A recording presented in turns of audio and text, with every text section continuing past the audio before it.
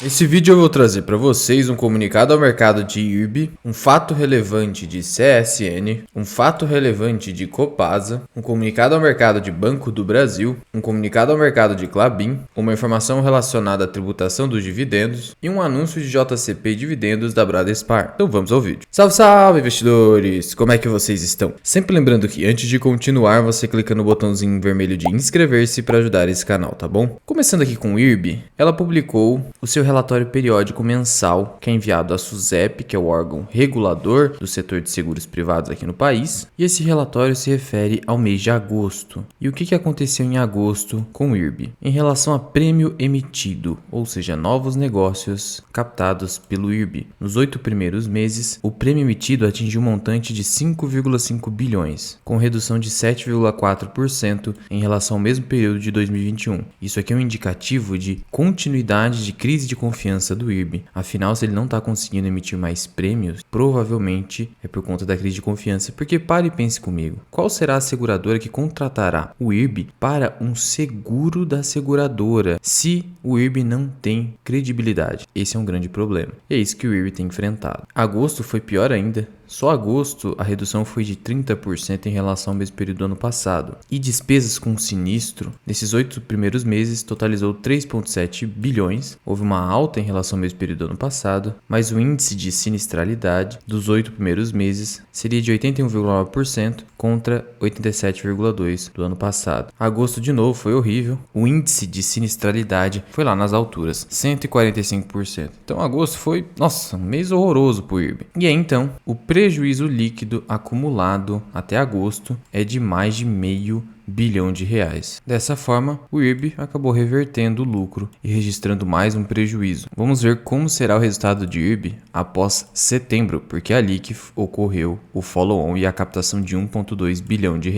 Porque se o IRB não começar a performar melhor, ainda que com melhoras pequenas após seu follow-on, cada vez mais a credibilidade vai decrescer e aí o futuro de IRB se tornará ainda mais incerto. Sendo que hoje o IRB, o risco é tão elevado que os investidores e o mercado não estão aceitando pagar mais do que 0,5 valor patrimonial da ação. Então hoje o desconto em IRB é elevado. A cotação perto de R$1, desvalorização de 80% só nos últimos 12 meses. Claro, uma empresa dando prejuízo, seu patrimônio vai sendo reduzido e aí o mercado não aceita pagar o valor patrimonial da ação quando a empresa está dando prejuízo. Vide, por exemplo, o caso de Cogna. O valor de mercado hoje do IRB, 1,3 bilhão. Olha só que maluquice. Uma empresa desse porte do IRB valendo 1,3 bi, porque o risco é muito grande. E o patrimônio líquido, 3 bilhões, mas por causa da injeção de dinheiro aqui, do follow-on. Então, muito cuidado para não cair no conto do vigário, tá? É uma empresa de alto risco, eu não aumento posição, mantenho lá minhas 1.000 ações. Acabei até sendo diluído por não ter entrado no follow-on. Deixa quietinha lá, não vou vender também, já perdi bastante. Eu entrei a R$5, não tem problema. Se a companhia acabar conseguindo reverter seus resultados, o preço atual estaria de graça, mas é muito incerto, como eu falei para vocês. Continuando aqui em relação à CSN, ela trouxe um fato relevante em continuidade ao fato relevante do dia 29 de julho, informando que foi concluída a aquisição por sua controlada Companhia Florestal do Brasil das ações representativas de 66,23% do capital social da Companhia Estadual de Geração de Energia Elétrica, pelo total de R$928 milhões. Essa aquisição, segundo a CSN, tem por objetivo suportar e fortalecer a estratégia de expansão dos negócios da CSN e suas controladas, por meio de investimentos em energia renovável. Isso aqui é uma tendência mundial. Em especial, estamos vendo isso com Copel, por exemplo. E até empresas que não estão diretamente ligadas ao setor energético, como a CSN, estão investindo nesse segmento. E por que essas empresas estão fazendo isso? Para buscar autossuficiência energética. Irani também quer buscar autossuficiência energética porque isso é um custo relevante para essas empresas. Então, se elas se tornam autossuficientes, a despesa delas acaba ficando mais baixa no futuro, quando esses projetos são concluídos. Continuando aqui em relação à Copasa, ela trouxe aqui um fato relevante a respeito de emissão de debêntures, que são dívidas de longo prazo emitidas pelas empresas, sociedades anônimas, em especial as negociadas na Bolsa de Valores, como se fossem os CDBs para os bancos, tanto que os bancos não podem emitir debêntures, empresas financeiras não podem. E aí, a Copasa traz o seguinte, que a Assembleia Geral Extraordinária, realizada nessa data e aqui estamos falando do dia 21 de outubro, aprovou a contratação de operação de crédito de longo prazo, debêntures, por meio da 17ª emissão de debêntures simples, não conversíveis em ações. Você já começa a perceber que a tendência hoje é emitir debêntures que não são convertidas em ações. Pode acontecer de a empresa emitir debêntures com conversão de ação, com essa opção de conversão de ação? Pode. Isso acaba acontecendo quando uma empresa está com rating bem baixo, com risco de crédito alto, e aí ela tem que dar mais algum prêmio para os investidores colocarem seu dinheiro na empresa. Espécie quirografária, sem nenhuma garantia adicional, em série única, então não vai ter divisão de séries, para distribuição pública no montante de 750 milhões de reais. Esses recursos serão destinados à complementação do programa de investimentos da companhia. Então isso aqui é para investimento, então é uma dívida saudável, dívida do dia a dia dessas empresas. Tá? Sendo que o Copasa acabou se valorizando bem, porque a companhia estava descontada, mas porque de fato a empresa estava apresentando resultados nada satisfatórios. Mas aí com a vitória do Romeu Zema em Minas Gerais, acabou que o mercado precificou melhor a ação, com uma expectativa de eventual privatização ou de melhores resultados da Copasa nesse próximo mandato. PVP da companhia abaixo de 1, comum dessas estatais. Dividend yield caiu muito por causa dos resultados baixos da empresa, como eu comentei com vocês. E olha só o PL lá nas alturas por causa dos resultados baixos. Então, não aumento posição em Copasa, mas deixo minha pequena posição na carteira. Já estou positivo, porque meu preço médio é algo em torno de R$13. E aqui sobre o Banco do Brasil, lembrando que ele vai divulgar os seus resultados no dia 9 de novembro, após o fechamento do mercado, da B3, e eu vou trazer aqui para vocês os destaques. Então, já ativa o sininho embaixo para não deixar de ser notificado quando eu trouxer esse vídeo. Ele trouxe aqui um comunicado ao mercado,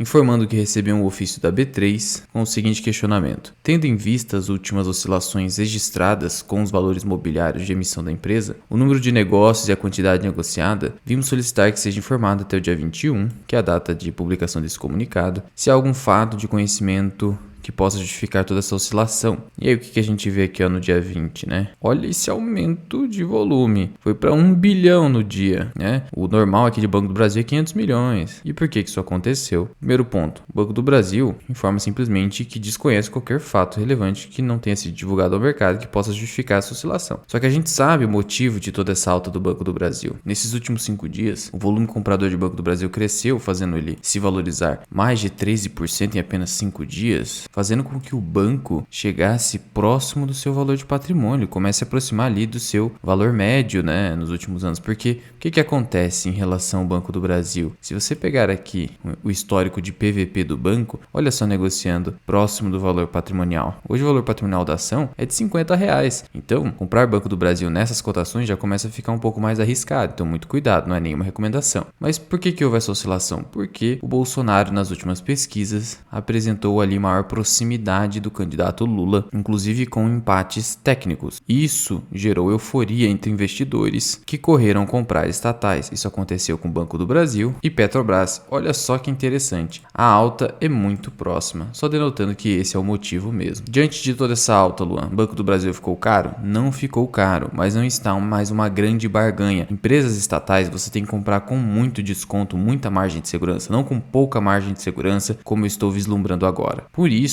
meu preço teto em Banco do Brasil é R$40. Passou disso aqui, eu já começo a ficar bem reticente, paro de aportar, principalmente no meu caso, em que minha posição em Banco do Brasil é muito grande, 40 e poucos por cento da carteira. De qualquer forma, para o longuíssimo prazo, o Banco do Brasil, para quem começar a comprar, até poderia, mas com muito pouco dinheiro, tá? Assim, montando posição de 1% da carteira nesses preços no máximo, tá? Com essa gestão de risco, você não vai sofrer se seu patrimônio se desvalorizar muito, porque Banco do Brasil, a tendência nesses preços aqui é cair no curto prazo, não subir. Principalmente se essas pesquisas forem revertidas na última semana que antecede as eleições, tá? Prosseguindo aqui, em relação à Klabin, um comunicado ao mercado, em que ela comunica aos acionistas e ao mercado em geral que nessa data, dia 21, firmou os documentos para a venda de aproximadamente 8 mil hectares de floresta, equivalente a 3,2 milhões de metros cúbicos de madeira em pé, com valor de venda de 230 milhões de reais. Então, primeira operação aqui da Klabin, ela está vendendo 8 mil hectares de floresta com valor de 230 milhões milhões de reais. E aqui só um detalhe, o pessoal acaba falando que é muito melhor investir em fundos imobiliários, porque a única forma de se posicionar em imóveis que não comprando imóvel diretamente é o quê? É comprando fundo imobiliário. Mas isso não é verdade. Uma floresta é um bem móvel ou imóvel? É um bem imóvel e pertence a uma empresa como a Klabin. Então, você também pode se posicionar no mercado imobiliário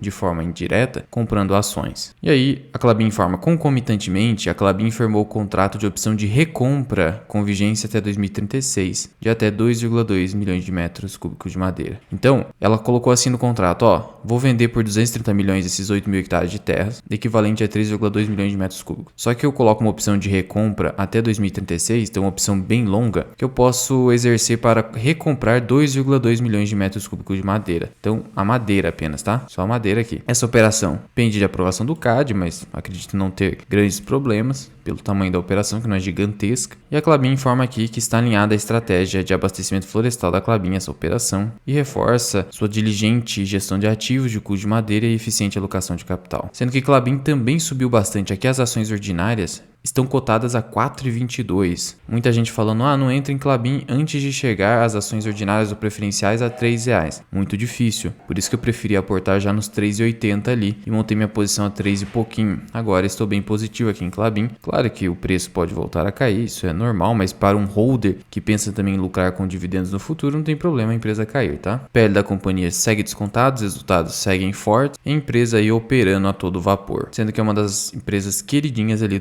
da carteira do Barsi, né? Que ao contrário do que muita gente pensa, paga dividendos sim, e paga um dividendo ali até um pouco acima da média das empresas do Ibovespa, que seria de 6%. Então é falaciosa a afirmação de que Klabin não paga dividendo. Paga, e paga um dividendo até satisfatório para uma empresa que usa grande parte dos seus recursos para investimento. Prosseguindo aqui, uma informação relacionada à tributação dos dividendos. O Bolsonaro, ele reafirmou que a tributação dos dividendos é indispensável para o custeio do Auxílio Brasil de R$600 para o seu próximo mandato e também reajuste do salário mínimo. Então, parece já ser inevitável uma futura tributação dos dividendos. Ainda que o Bolsonaro não vença as eleições, o Lula certamente prosseguirá com essa proposta, porque essa proposta é do interesse dos dois candidatos, tributar dividendos. Por isso é importante que você, investidor, já comece a se acostumar com isso e saber que o payout das empresas certamente reduzirá, acontecerá como ocorre nos Estados Unidos, em que as empresas hoje preferem grandes programas de recompra de ações. Além disso, como os fundos imobiliários estão fora da tributação dos dividendos, é provável que ocorra uma migração para os fundos imobiliários. Mas essa migração não vai ser tão substancial, né? Mas vai haver alguma migração sim. Então é certo que as empresas, caso seus dividendos sejam tributados, elas vão pagar o mínimo de dividendo, payout mínimo do estatuto, e o restante elas vão usar outras formas de remuneração ao acionista. Prosseguindo aqui, em relação à Bradespar, ela deve pagar 580 milhões de reais em dividendos e JCP. Então a companhia comunicou que a sua diretoria deve submeter ao Conselho de Administração a proposta para pagamento de dividendos de JCP de 580 milhões de reais. A reunião do Conselho para analisar essa proposta da diretoria ocorrerá no dia 9 de novembro. Do valor total, 310 milhões de reais correspondem a dividendos, sendo 74 centavos por ação ordinária e 81 por preferencial, BRAP 3 e aqui BRAP 4. O valor do JCP será de 64 centavos por ação ON e 71 PN. Isso em valores brutos, em valores líquidos 55 centavos